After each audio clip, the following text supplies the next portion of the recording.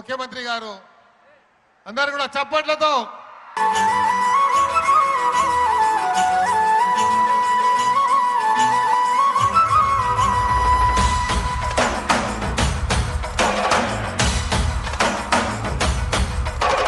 పాలమూరు జిల్లాల కొండరెడ్డిపల్లె కొండరెడ్డిపల్లెలో కొన్నదొక తల్లి పాలమూరు జిల్లాల కొండరెడ్డిపల్లె కొండరెడ్డిపల్లెలో కొన్నదొక తల్లి పాలల్లో పౌరుషం పోసినాదో పెద్ద పులిలాగా కాండ్రించి లేసినాడే పోరు కథలన్నీ సిననాడు చెప్పినాదో.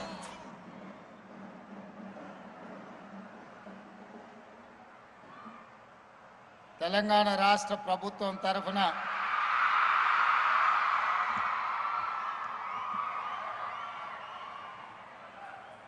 వెనుకబడిన తరగతుల సంక్షేమ శాఖ ఆధ్వర్యంలో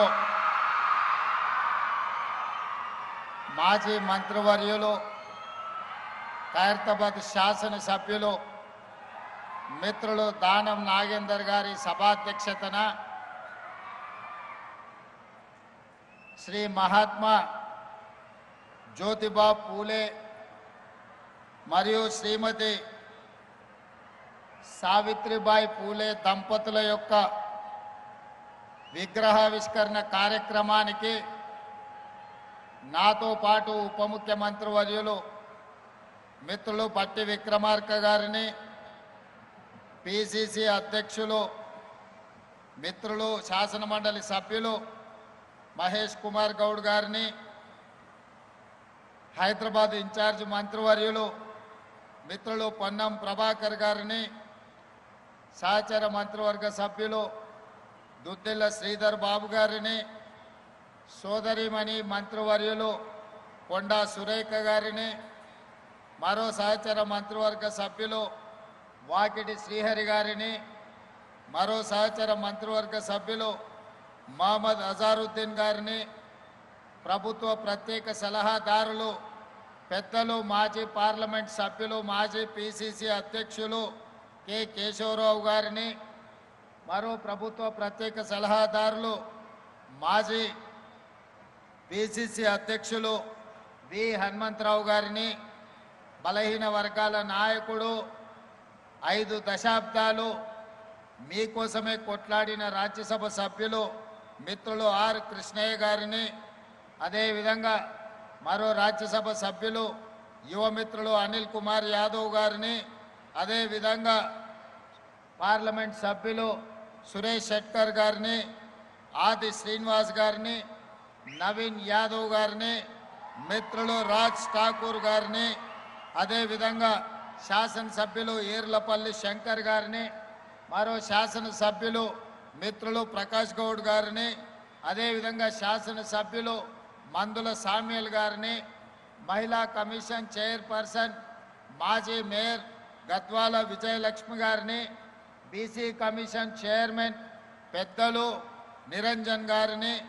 అదేవిధంగా మాజీ పార్లమెంట్ సభ్యులు సోదరులు అంజన్ కుమార్ యాదవ్ గారిని, మరో మిత్రుడు బలహీన వర్గాల గొంతుగా జాజుల శ్రీనివాస్ గౌడ్ గారిని, వివిధ కార్పొరేషన్ల చైర్మన్లను, బలహీన వర్గాల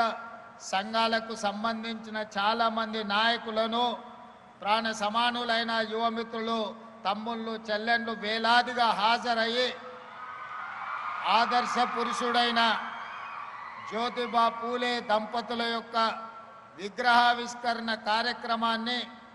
ఒక పండుగ వాతావరణంలో నిర్వహించినందుకు మనస్ఫూర్తిగా అభినందనలు తెలియజేస్తున్నా. మిత్రులారా, చాలా సందర్భాలలో చాలా ప్రదేశాలలో డాక్టర్ బాబాసాహెబ్ అంబేద్కర్ గారి విగ్రహాన్ని లేదా మహాత్మా గాంధీ గారి విగ్రహాన్ని లేదా జ్యోతిబా పూలే విగ్రహాన్ని